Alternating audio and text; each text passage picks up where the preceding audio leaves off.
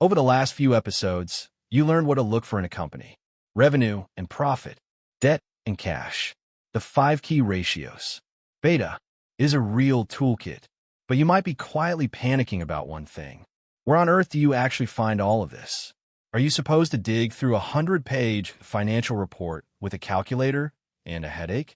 No, you're not, because the entire point of the modern world is that the work is already done for you. Today is about the tools, the websites that hand you a company's whole story in seconds. Learn these, and the analysis you just learned becomes something you can actually do on a Tuesday night. Here is the liberating truth to start with. You will almost never calculate a single ratio by hand. You type a company's ticker into a website, and it instantly shows you the PE, the debt, the return on equity, the dividend yield, all of it neatly laid out. Your job is not to be a human calculator. Your job is to read the numbers and think. The tools do the arithmetic. You do the judgment. Let's start with the free tier, because you can do shockingly good research without spending a cent. The first stop for most people is Yahoo Finance. Type in a ticker and you get the price, the charts, the key statistics, the financial statements, the ratios, even the dividend history, all for free. For 90% of beginners, Yahoo Finance alone is more than enough to size up a company. But there's a deeper, more official source, and serious investors love it. Every public company is legally required to file its real financial reports with the government. And in the United States, those filings live in a free public database called EDGAR, run by the SEC. This is the raw, unfiltered source, straight from the company to the regulator. The famous annual report, called the 10K, lives here. When you want the truth with no marketing gloss, you go to the filings themselves. Now, meet a different kind of tool that feels almost like a cheat code: the stock screener. A popular free one is called Finviz. Instead of researching one company at a time, a screener lets you filter the entire market at once by your own rules. Imagine telling it, show me only companies with a PE below 15, a return on equity above 15%, and low debt. In one click, you go from thousands of stocks down to a short list of a dozen that already pass your tests. The screener does not pick for you.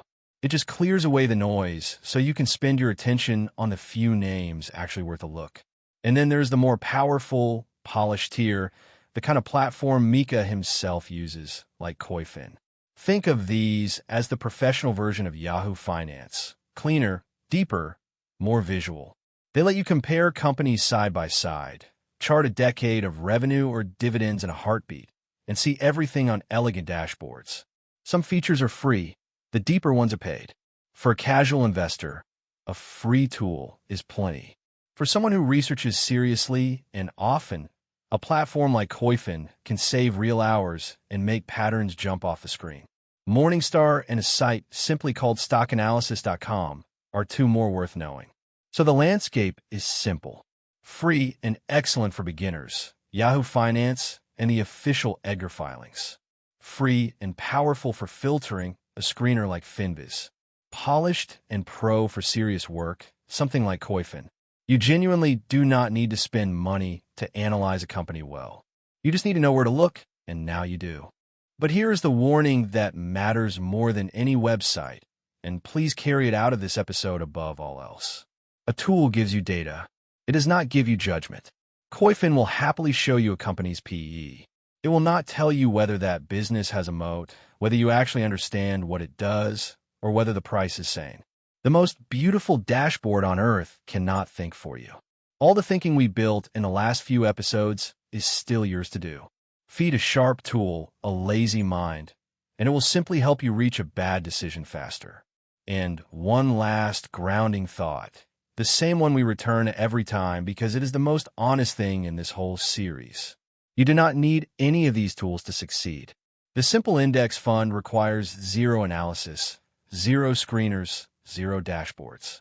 You buy the whole market and you hold it. These tools are not the price of admission to investing. They are for the moment you decide, with eyes open, that you want to study individual companies. A hobby and a skill, not a requirement. So look back at that 100-page report and that imaginary calculator we started with, the headache you were dreading. You can put them down.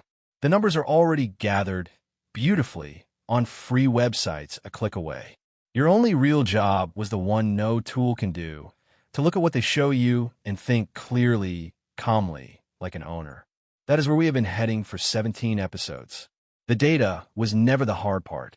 The judgment always was, and now it is yours. I'll see you in the next one. Until then, keep it simple and let the websites count while you do the thinking.